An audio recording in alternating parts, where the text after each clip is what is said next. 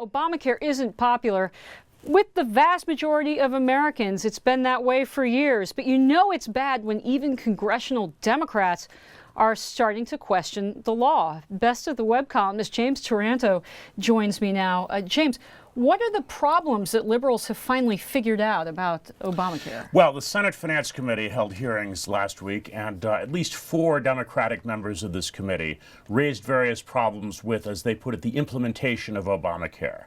So it's everything from the IRS and Social Security Administration has outdated computers that can't handle the demands this law places on them, to the administration is postponing the implementation of a program called the Basic Health Program.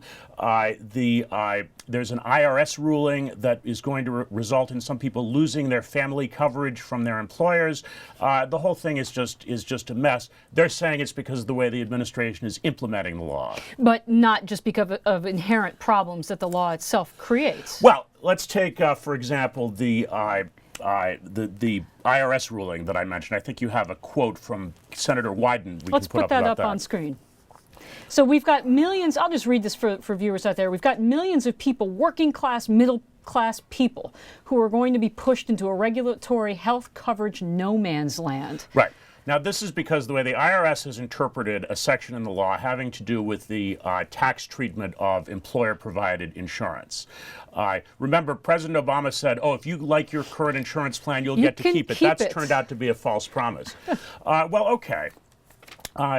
So Wyden doesn't like the way the IRS interpreted this, but this is a law that Congress passed that gave enormous discretion to administrative agencies like the IRS and the Department of Health and Human Services and any number of others.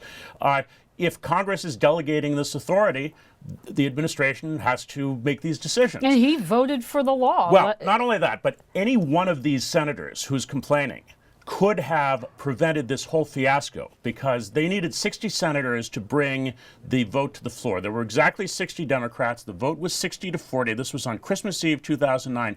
Any one of these guys could have blocked it. So, you know, it's a little ridiculous for them to be complaining about it now. Well, let's be charitable and say that they didn't anticipate all of these problems.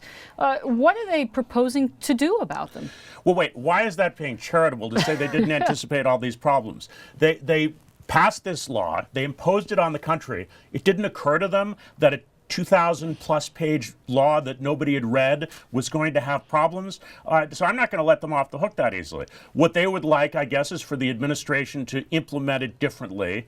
But some of these problems are just intractable, such as the problem with the computers.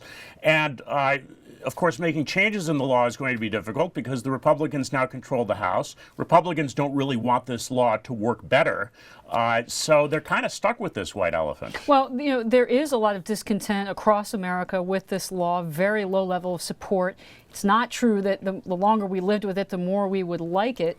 Can Republicans use this dissatisfaction to push for reform? Well, probably not for the next 4 years, because I don't think President Obama is going to sign any law that would be to the Republicans' liking.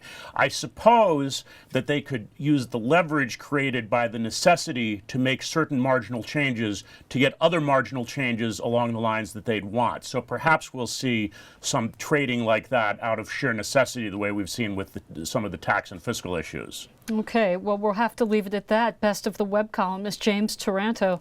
Obamacare has problems. Who knew?